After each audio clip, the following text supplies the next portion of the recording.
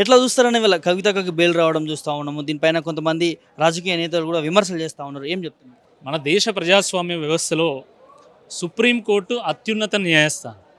అటువంటి సుప్రీంకోర్టు ఈరోజు అనేక వాదనలు విన్న తర్వాత తుదిగా ఒక తీర్పునిచ్చింది.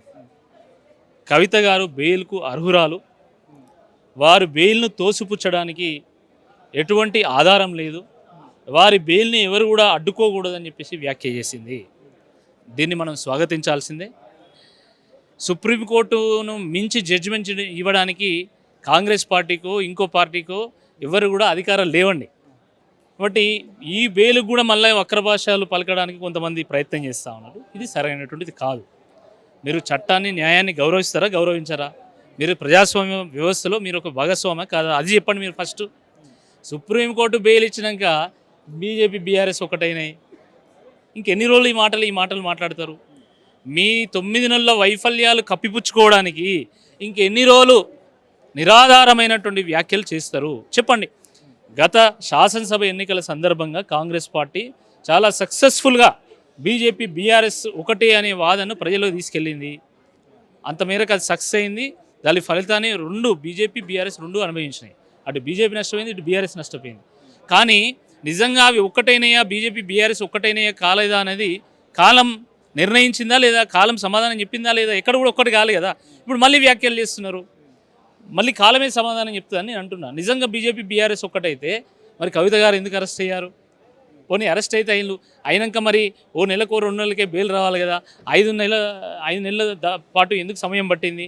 వీటికి సమాధానం లేదు. కాబట్టి కాంగ్రెస్ పార్టీ ఈరోజు తన వైఫల్యాలను కప్పిపుచ్చుకోవడానికి ఈరోజు ప్రజలు గ్యారంటీల మీద ప్రశ్నలు వేస్తున్నారు. కాబట్టి వాళ్ళను పక్కదోవ పట్టించడానికి ఈ చిల్లర మల్లర వ్యాఖ్యలు చేస్తున్నారు తప్ప దాంట్లో ఎటువంటి పస లేదు. తప్పకుండా మరి ఈ సుప్రీంకోర్టు వెలువరించినటువంటి ఈ తీర్పు తప్పకుండా ఇది బీఆర్ఎస్ పార్టీ క్యాడర్కి, నాయకత్వానికి ఒక గొప్ప ఊరటనిస్తుంది. మరి సంస్థాగత నిర్మాణం మీద బీఆర్ఎస్ పార్టీ ఫోకస్ చేయడానికి ఒక ఆస్కారాన్ని ఏర్పరుస్తుంది. ప్రజాక్షేత్రంలో కాంగ్రెస్ పార్టీ యొక్క అరాచకాలను ఎక్కడికక్కడ ఎండగట్టి వాళ్ళ వైఫల్యాలను ఎత్తిచూపి ప్రజాక్షేత్రంలో ప్రజల కోసం పోరాటం చేయడానికి ఇది బాటలు వేస్తుందని చెప్పి నేను భావిస్తూ ఉన్నాను.